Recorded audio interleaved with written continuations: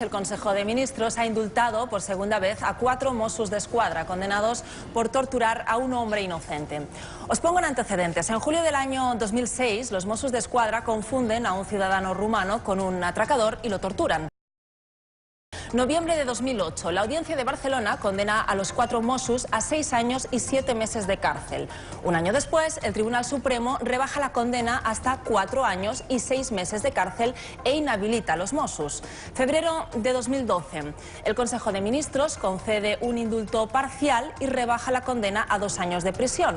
Normalmente, si una persona no tiene antecedentes, con esa pena no tiene que entrar en la cárcel, pero la Audiencia de Barcelona, en una medida extraordinaria, decide que los Mossos sí ingresen en prisión, alegando razones de peligrosidad criminal, repulsa y alarma social. Pues bien, este viernes el Consejo de Ministros les concedía un nuevo indulto. Conmutaba la pena de cárcel por una multa de 10 euros al día durante 2 años. Para conocer un poco más en detalle la figura jurídica del indulto, estamos con José Antonio Martín Pallín. Muy buenas, encantado y gracias por atendernos. Mucho gusto. El señor Martín Pallín ahora mismo es abogado y magistrado emérito del Tribunal Supremo, donde fue fiscal. La primera pregunta respecto al indulto es: ¿qué opina usted de aquellos que consideran al indulto como una forma legal, pero ilegítima, de que el Ejecutivo se meta en tareas del sistema judicial? Bueno, en primer lugar hay que decir que es una prerrogativa del pasado que no tiene encaje en un sistema democrático y por tanto efectivamente supone una injerencia en las potestades que el Poder Judicial tiene atribuidas por la Constitución. La Constitución dice muy claramente que la facultad de juzgar y hacer ejecutar lo juzgado corresponde en exclusiva a los jueces y tribunales. Por lo que acaba de decir, entiendo que se podría considerar incluso inconstitucional la figura del indulto. Por supuesto, somos muchos los que sostenemos que es inconstitucional, atenta al principio de división de poderes. De hecho, los gobiernos ni siquiera tienen la obligación de explicar las razones por las que conceden un indulto. Podríamos decir que es como si un juez da una sentencia sin argumentos jurídicos.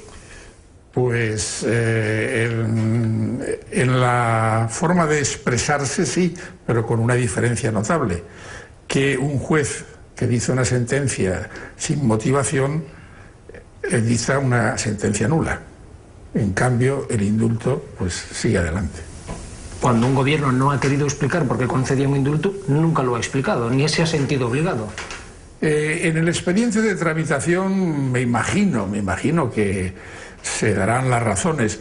En la publicación que se hace en el Boletín Oficial del Estado, que yo recuerde, que yo sepa, nunca se dan explicaciones.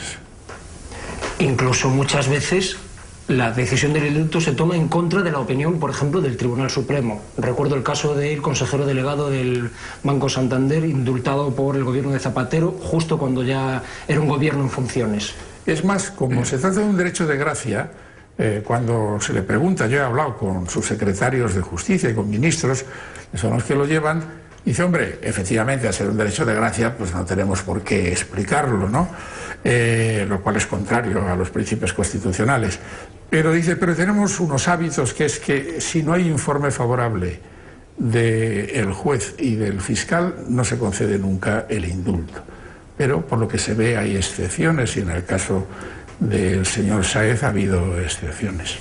Hay otra excepción, el último caso que ha saltado a la opinión pública, el de los Mossos d'Esquadra, que reciben un primer indulto.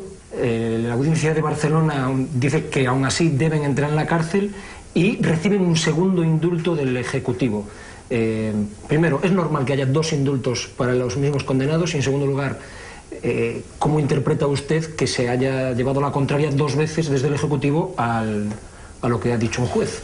No es normal y además supone un desplante, un desafío y una confrontación que en otros sistemas podría ser hasta un conflicto político grave de casi, y diciéndolo en expresión vulgar y que nadie lo entienda porque estoy hablando para un medio público, casi un acto de altanería, de oposición a las decisiones de los jueces. Pero es que además me parece realmente grave que se haya utilizado este desafío en un delito como la tortura, que es un crimen contra la humanidad. No hay delito más repugnante que se pueda atribuir a un funcionario público que la tortura. Entonces causa asombro esa falta de sensibilidad democrática, el mensaje es demoledor y esto no es gratuito, esto lo pagamos en la opinión pública internacional. No solamente la prima de riesgo se fundamenta en que si sabemos pagar o no pagar, habrá mucha gente pensando, pero ¿qué país es este que insiste en indultar a unos torturadores? En fin, si alguien del gobierno tiene una explicación, yo creo que debe salir a la palestra y explicárselo a la ciudadanía, ¿no? Poco más que decir. Muchísimas gracias una vez más. Muy amable. ¿Cuántos indultos ha concedido el gobierno de Rajoy? Pues hasta ahora 444, entre ellos a un alto cargo de Convergencia y Unió, Josep María Servitje, condenado a 4 años y medio de prisión por desviar dinero público. Otro de los indultos más polémicos de la era Rajoy ha sido el de los 2 oficiales condenados por falsear las identificaciones de los militares fallecidos en el accidente del Yak 42.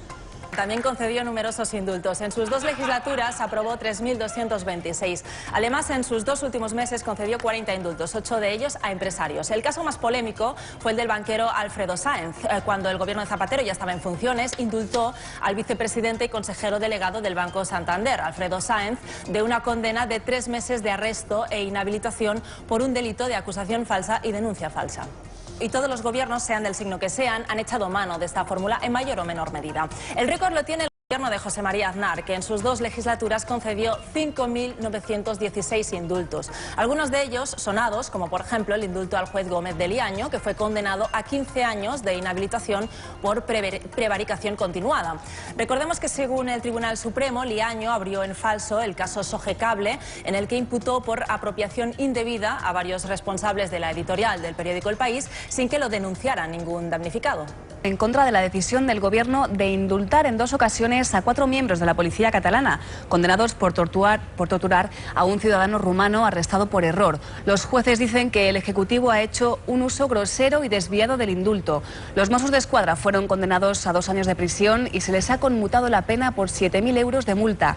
Al no haber sido inhabilitados, podrán volver al cuerpo. El ministro de Justicia recuerda a los jueces que el indulto es competencia del gobierno.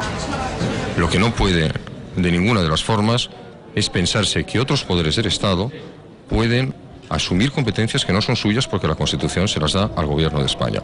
Y el indulto no es una facultad del Poder Judicial, sino que es una facultad del Poder Ejecutivo.